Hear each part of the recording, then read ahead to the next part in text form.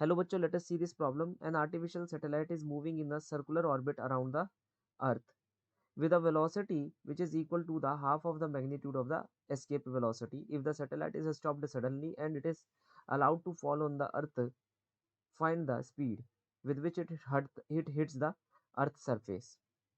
देखिए, सबसे पहला हिंट उसने हमें दे रखा है कि जो स्पीड है इस पर्टिकुलर सैटेलाइट की वो हाफ है अर्थ की एस्केपिंग स्पीड से, है ना, एस्केप वेलोसिटी से आधी है.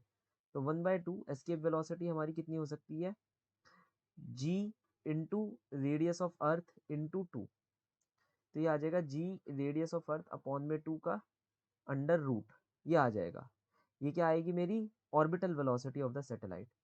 Now again I can just use a key concept of orbital velocity which is nothing but g mass of earth upon में small r, where small r is the distance in between the earth center and this particular object over here. तो इस root से मैं इस root को काट दूंगा और अब हम यहाँ g की भी वैल्यू लगा ही लेते हैं. Acceleration due to gravity which I can just write it as follow. So हम इसे यहाँ पर लगा देंगे. So what it will be, it will be g mass of earth upon radius of earth का whole square into radius of earth upon में 2 equal to g mass of earth upon में small r. यहाँ से इन दोनों चीज़ों को मैं हटा देता हूँ, ज़रूरत नहीं है. इसको भी मैं हटा देता हूँ, ज़रूरत नहीं है. तो r की वैल्यू आ रही है 2 r e, दैट इज हमारे पास ऑल्टीट्यूड की वैल्यू कितनी आ जाएगी सर, आर ई. ये हमारे ऑल्टीट्यूड की वैल्यू आ जाएगी. अब हम यहाँ पर एनर्जी कंजर्वेशन का अपना की कंसेप्ट लगा सकते हैं, एनर्जी कंजर्वेशन, क्योंकि वो जस्ट यहाँ पर गिर रहा है, यहाँ पर गिर रहा है. तो हम दो जगह एनर्जी को कंजर्व कर देते हैं, एक तो इस बी पॉइंट पर कंजर्व कर देते हैं और एक इस ए पॉइंट पर हम कंजर्व कर देते हैं. तो जब वो जस्ट गिर रहा होगा उसकी वेलोसिटी कितनी हो जाएगी, हाफ एम वी स्क्वायर, गिरते हुए. और उसकी पोटेंशियल एनर्जी कितनी हो जाएगी, जी एम एम अपॉन में रेडियस ऑफ अर्थ के बराबर. जहां से वो गिर रहा है, जहां से वो गिर रहा है, यहां से वो गिर रहा है, इस पर्टिकुलर पॉइंट से वो गिर रहा है.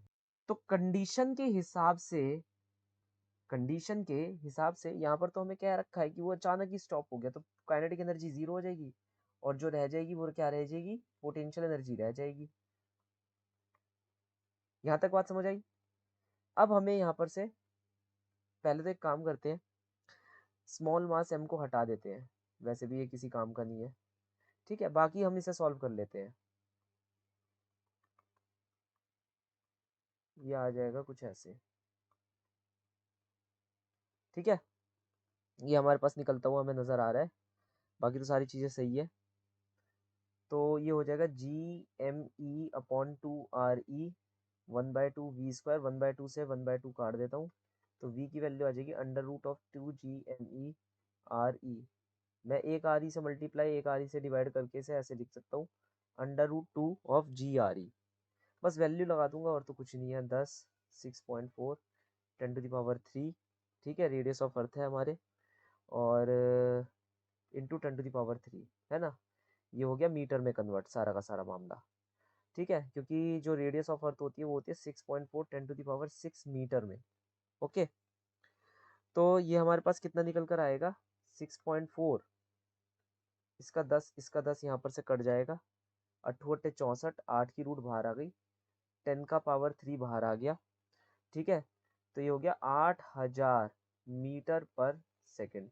हमें आंसर किस में निकालना है, मीटर पर सेकेंड में. So the final solution for the following problem that the speed will be 8000 metre पर second. Hope you understood well. Best of luck.